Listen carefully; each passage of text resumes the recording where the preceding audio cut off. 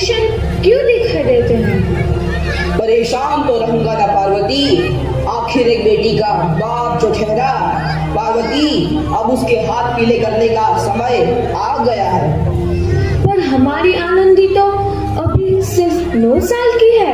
अभी तो उसके पढ़ने लिखने और खेलने कूदने के दिन हैं। देख पार्वती, लड़कियां पराया धन होती है और जितना जल्दी इन्हें घर से विदा कर दे उतना अच्छा है। कल से आनंद की पढ़ाई लिखाई बंद। पर बापू, इसमें मेरी क्या गलती है? आप मुझे पढ़ाई करने क्यों नहीं देते? तेरी गलती है कि तू एक लड़की है। लड़का होती तो क्या बापू? लड़का होती तो क्या? ऐ लड़की, ज्यादा जबान ना चला, नहीं तो जबान हलक से खींचकर बाहर निकाल दूंगा। बापू, मैं पढ़ लिख कर कुछ बनना चाहती हूँ। मेरी पढ़ाई ना रोको बापू। आनंदी, तुझे पढ़ना है तो पढ़, लेकिन सारी उम्र बाप की छाती पर यूं बोझ बनकर ना बैठ। पर बापू, अभी तो मेरी उम्र पढ़ाई लिखाई की है। मुझे पढ़ लिख कर डॉक्टर बनना है। पढ़ाई पढ़ाई पढ़ाई, आज तो तेरी इन किताबों का काम तमाम करके ही छोड़ूंगा। ये ले।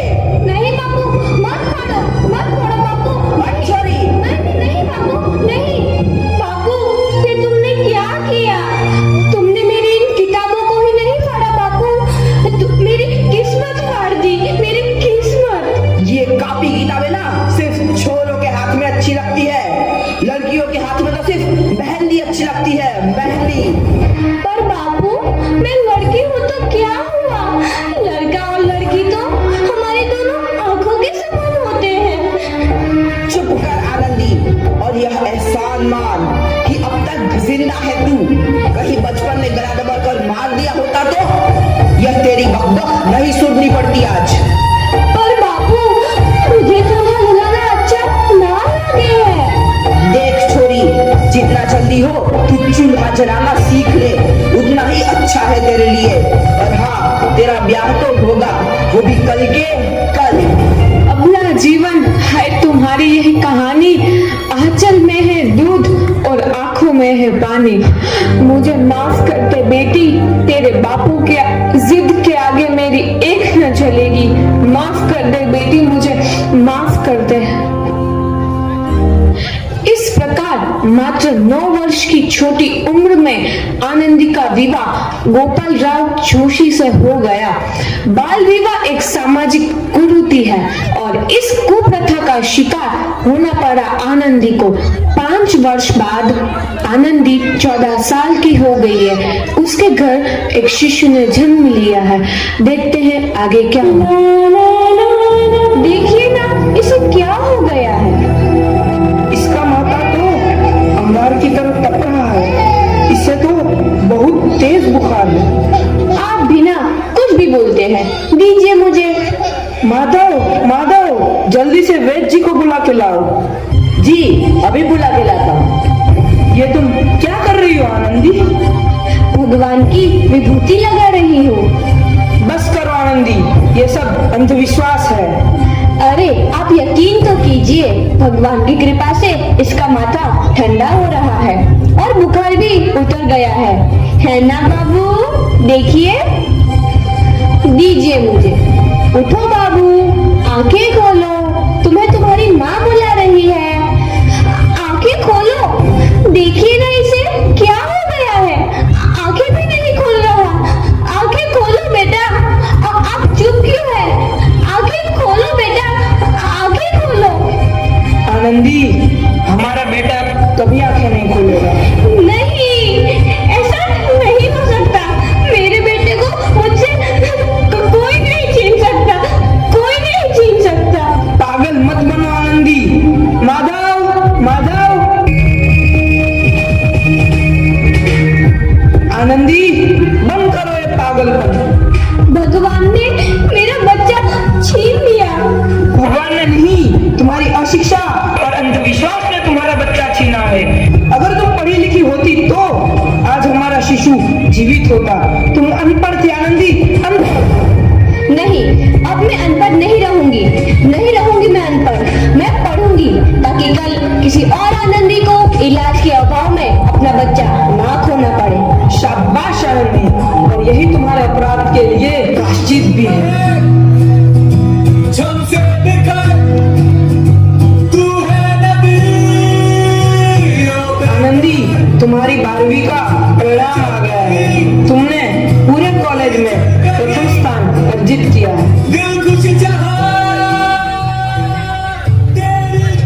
आनंदी, तुम्हारी मेहनत रंग लाई है। तुम्हें शिक्षा वृत्ति मिली है। ये लो तुम्हारे अमेरिका जाने की टिकट। मुझे शिक्षा वृत्ति मिल गई, मैं अमेरिका जा रही हूँ। पर ये सब मैं अकेले कैसे कर पाऊंगी? आनंदी, अपने आप को इतना कमजोर क्यों समझ रही हो? फिर इतना पढ़ने लिखने का क्या फायदा? तुम अभी गंवार की गवार नहीं हूँ मैं अब गवार।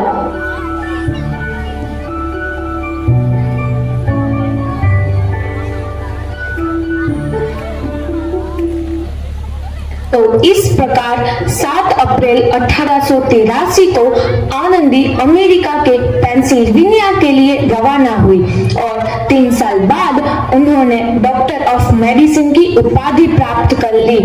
इधर आनंदी के पिता की तबीयत बहुत खराब है। आगे क्या होता है देखते हैं। लगता है अब मेरे जाने का समय आ चुका है और मैं नहीं बचूंगा। ऐसा मत बोलो। शहर के सिटी हॉस्पिटल में अमेरिका से डिग्री लेकर कोई बड़ा डॉक्टर आया है। एक बार वहां चलकर दिखा लेते हैं। हाँ सही बोला भैया, कम से कम दिल को तसल्ली तो मिल जाएगी। हाँ हाँ, चलो चलो जल्दी हॉस्पिटल चलते हैं।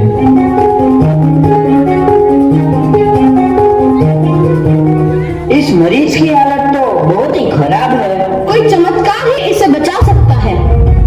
ऐसा मत बोलो भाई, डॉक्टर साहब कब तक आ जाएंगे? लो आ गई डॉक्टर मैडम। डॉक्टर मैडम जल्दी देखिए, मरीज की हालत बहुत ही खराब है।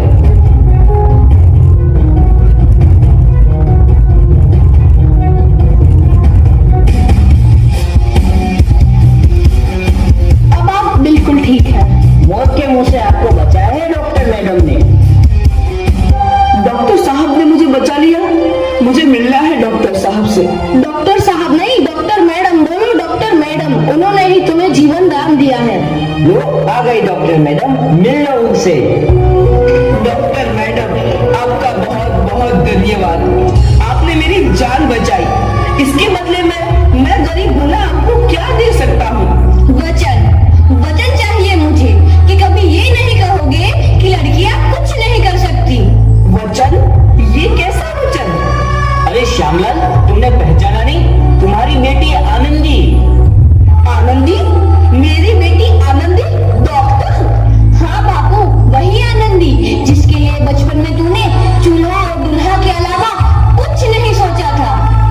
आनंदी, आनंदी मेरी बेटी, मुझे माफ कर दे। मैं तेरा गुनहगार हूँ बेटी। नहीं नहीं बापू, वही आनंदी जिसके हाथ पीले करके तुम उसकी सारी जिंदगी काला कर देना चाहते थे। माफ कर दे मुझे मेरी बच्ची, माफ कर दे। मैं तेरा अपराधी हूँ मेरी बच्ची, माफ कर दे। नहीं बापू, मैंने तो तेरा एहसान चुकाया है। याद है ना अपना एहसान जो बचपन में तुमने मुझ पर किया था? ताने सुना सुना कर जीते जी मार डाला था मुझको। अब बोल, और किस किस को मारेगा? आनंदी बेटी, मुझे माफ कर दे मेरी बच्ची।